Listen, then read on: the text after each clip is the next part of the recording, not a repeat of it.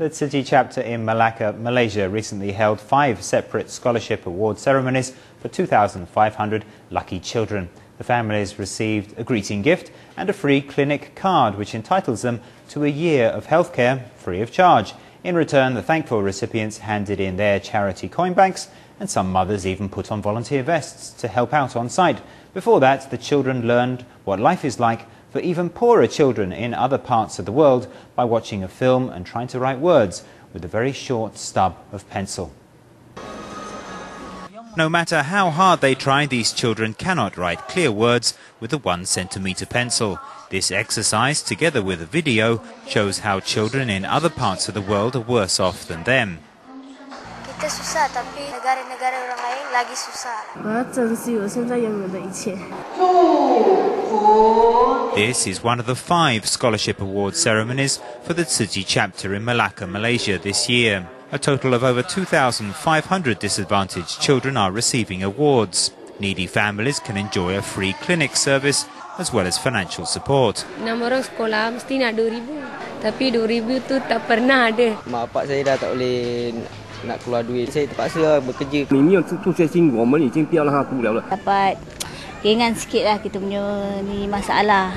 很开心，因为可以帮我们买课本。就努力读书哦，考试拿到好成绩。 The Tzu Chi scholarships help keep children from poor backgrounds in school by taking a load off their parents' shoulders. A grateful father takes to the stage to encourage everyone to adopt a charity coin bank. We can all give to charity, it doesn't matter how much. I'm going to keep this coin bank and tell my children to put their spare change into it. I told my children to study hard, but not forget to help other people. As full coin banks are tipped into the collection pot, the circle of giving goes on, showing that recipients of aid can give back. The mother of a scholarship recipient, Liu Tianhua, is also wearing a volunteer vest. Because my child is a beneficiary, right? So I'm volunteering. I have the hands and legs, so I have the ability to help.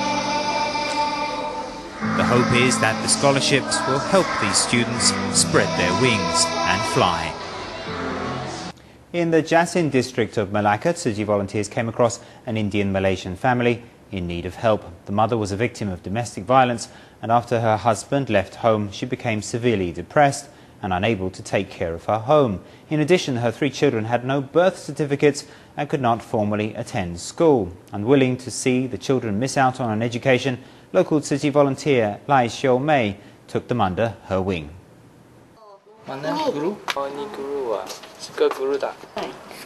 9-year-old Washandi lights up when she sees a picture of her teacher.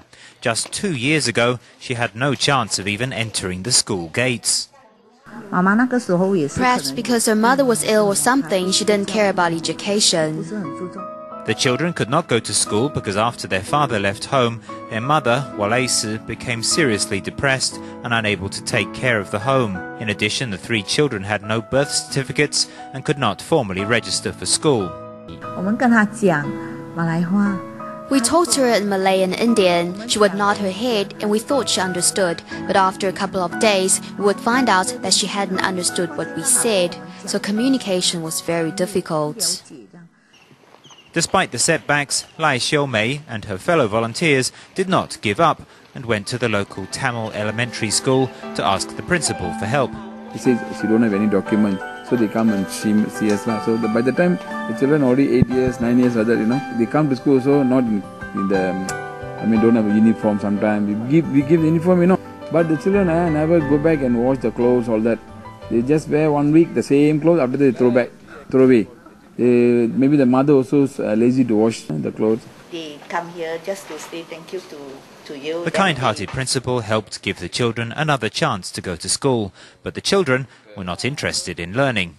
When they cut class, we warned them and asked what we should do if they did it again. She said we could smack her, so the second time she held out her hand by herself so I could smack her palm, and she didn't skip school again after that.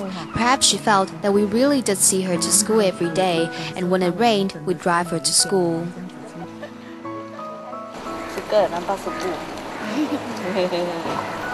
Having overcome one hurdle, the next problem was the safety of their living accommodation. Lai Xiaomei helped them find suitable lodgings and arranged the school transfer and transportation. By the way, nowadays she improved a lot. Example, her handwriting also very nice. When I see them changing, it really makes me happy. The mother is illiterate, so if the children didn't get an education, that vicious cycle would keep going. Siapa bawa kamu pergi ni ya? Suku. Suku ah? Happy? Mau pergi lagi? Mau pergi mana? Pergi suku. 3 children, 3 hopes for the future. Although there will be many more challenges on the road ahead, the volunteers promise to pave the way to a brighter tomorrow. The Tzu Chi chapter in Malacca, Malaysia, has been running its scholarship program for 14 years, originally focusing on schools where Tzu Chi's Teachers Association was active. In 2007, the program was expanded to Tamil and government schools. This year, volunteers processed 2,231 scholarship applications, most of which were from the Indian community. More than half of those children were from the city outskirts.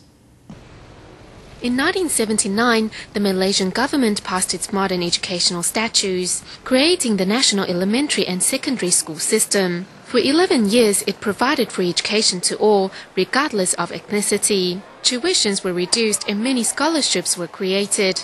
Add to that all the support provided by private groups and individual donors, and for most students, things became much easier. But still some managed to fall through the cracks. This Tamil school consists of 530 pupils studying in that school.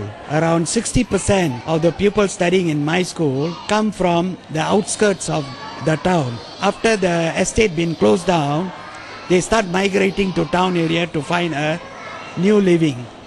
And that's one of the reasons why majority of the parents are poor. The government, they want to give quam. They also got certain limit, The parents' income must be less than 700 plus. Then they can get the... Last year we applied 30 plus, we got the income. With so many applicants and scholarships, it is instructive to take a look and see what sorts of conditions these people live in. Most of the parents of these students were plantation laborers with very low wages and sparse work. Sometimes even feeding their children is a problem, but they all want schooling. Because I had no money to pay for the bus ticket, so I'll walk 12 miles. So it takes about 2 to 3 hours to travel. So this is Dr. Malai, the son of a rubber worker. He once relied on scholarships to complete his own education, so he sympathizes with these children of the plantations. So I started a trust fund known as, for each student, 100 ringgit and 5 ringgit for the transport. So I've been doing that for the last 10 years. Then Tzu Chi came to me and Tzu Chi said, "Why are you doing it alone? You come and join us." In 1997, Tzu Chi Malaysia's Malacca chapter began delivering scholarships to needy families. Now in its 14th year, in 2007, the program expanded its scope from its original focus on schools featuring the Tzu Chi Teachers Association. Now it accepts any students that apply. We start by looking at the numbers. Students from the estates made up about half of all our 2,000-odd applicants. Looking just at the students from the estates, we found that about half came from Tamil Elementary. They don't have much education, which means they don't earn enough income. They have no way to give their kids a proper education. In addition, most of them got married quite young, so many of the students who apply are from broken families, and that means these kids often stop school. With little education and a low income, most of these ethnic Tamil families live one generation at a time. If they really hope to break their children out of the cycle of poverty, then education is their best hope. Following on from our last story, next we meet the eldest brother of an Indian family in Malacca who gave up his right to an education just so his younger siblings could continue with their schooling. 17-year-old Kalidas is the oldest child in his family of 6. After his father injured his foot in an accident and lost his job 2 years ago, his mother became the sole breadwinner. Struggling to make ends meet, it didn't take long before Kalidas decided to quit school to lessen the burden on his parents. Fortunately, the family is now being supported by Tzu Chi's student scholarship program. The younger children say they are working really hard in school to thank their family for their support. My eldest son will grow up to be a great man. He dropped out of school to take the pressure off my wife and me. He will become a good man. Talking about his self-sacrificing son, Siva Subramanian breaks down in tears because an injury of his foot 2 years ago not only cost him work, but also his eldest son's schooling. My parents got involved in work accidents one after the other. Our family suffered without money and our tuition became a problem. I decided to drop out of school so that my younger siblings can stay in school. Before, we had no money to buy rice. He didn't tell us that he stopped going to school. If my eldest son didn't find work, we would have had to start begging on the streets. To help the family go on, Kalidas had no choice but to quit school for work. Fortunately, in 2008, local Tzu Chi volunteers, while vetting scholarship recipients, found the suffering family and offered them the much-needed financial assistance. I didn't even need to ask for those things. Tzu Chi volunteers brought me the beds, cabinets, and chairs. Before, we used to sleep on the floor. The kind intervention of the Tzu Chi volunteers brought the family immense relief. Gobi, the second son, works hard in school knowing that education has definitely not come easily for him. Such realization drove him to gain good grades. They work hard to keep me in school so that I can study in peace. I must study hard because my father, mother and brother toiled for me. Gobi works very hard in school and is one of our top students this year. He comes to school even when he's sick. He's determined to learn. There is only one chance at education. If you miss it, you might lose it for good. I hope my brother and sister will study hard. Every day, Gobi and his sister take this rocky and muddy road to school. It may be long and bumpy, but the siblings remain undeterred, knowing that they will always have the support of their family and the Good Samaritans who are helping them along. For the past couple of days, we have been bringing you stories of how Tzu Chi Malaysia's New Shoots Scholarship Program is helping local Tamil schools. Today we return to Kupu Elementary School again, this time to see how Tzu Chi is helping the school itself. No table for teacher. Sometimes the chair with the small. Yeah, this is my place. So I won't sit lah. So I put my piece here. Then start to teach already. In this classroom, this tiny desk is for the teacher. There's little room for storage or correcting homework. This is the Kupu Tamil Elementary School. And even though it serves some 500 students in the modern city of Malacca, it still needs a lot of help. So whenever we have a little bit extra money, we will buy 1 table, 2 tables, 1 table, 2 tables. That's still not enough. But of course the education department also help, but their help is not instant and they will take turn to help the school. In 2009, Tzu Chi volunteers discovered this school. After seeing its hardship, they decided that providing scholarship wasn't enough. In the course of our interaction, the principal told us that the school itself is in need of aid. He said, "Look at my teachers with these tiny chairs and tables. They just sit down and everything breaks." That was something I really felt and took to heart. Then after a few months, one of our Tzu Chi sisters called and said, "Our offices are moving and we have a lot of good stuff." When I heard it, I was so happy. After getting this call, we got in contact with the principal. With the long-awaited cache of furniture at last to pass on, the Tzu Chi volunteers called on the principal, who asked the school's teachers, maintenance crew, and parents to join Tzu Chi in making the transfer. Though having only just received a bypass surgery to his heart and so unable to lift heavy items, even the principal joined in. Okay. Simple job I can do. Cannot do heavy job. Why does you want to come so? Of course, if you don't come, as a head, I must show a good example. I think our school's education is very important. Teachers are also quite pitiable. They have their own devotion, and by donating through Tzu Chi, I have complete trust. It's a very trustworthy organization. With such an improvement in their learning environment, the teachers are elated. Yeah, and I already got new table here. I can keep my things all here.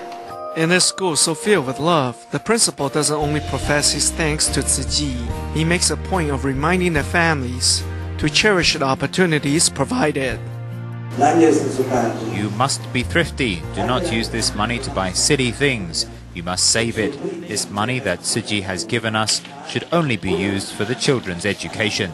So impressed was Principal Xavier that he is now himself a member of Tzu Chi's family and has placed a Tzu Chi devotional bank in each of his classrooms to remind the children of the importance of loving the whole world.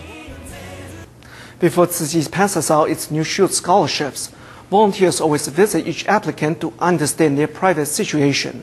On many such occasions, volunteers find the applicant or their family may need further assistance beyond a mere scholarship.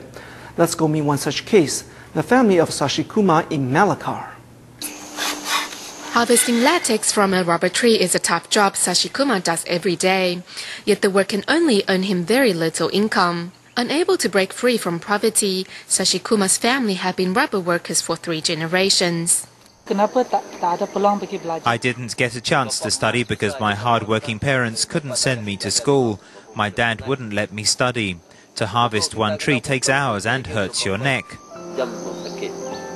Believing education is the only way, apart from taking his children to and from school, the single father also cooks and cleans at home to give his 4 children a chance.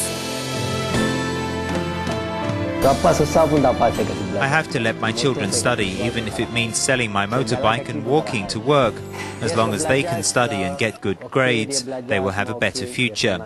They can earn easy money doing office work. Saya pun pernah buat. Saya tanya, Pak, boleh saya ikut? Jangan baca. Dia cakap.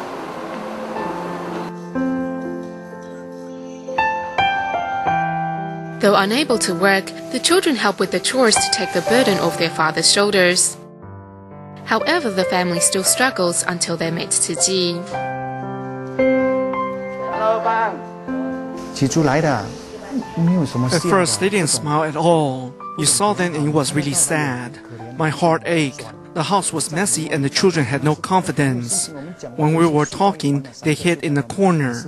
When we asked him how he was coping, he said he was trying to manage. He asked if we could help with the rent. If not, the family would have to move. So we decided to help with the rent. The timely assistance of rent and school fees allowed the children to continue their education, and the care from volunteers slowly helped Sashikuma recover from the loss of his beloved wife. I came to visit them very often, sometimes at nights, sometimes in the evenings or mornings, to see how they were really doing. I have to say this, he has the heart of an angel. Even when it rains, it doesn't matter, he will come visit us. Uncle handsome dan Uncle baik hati. 2, 3.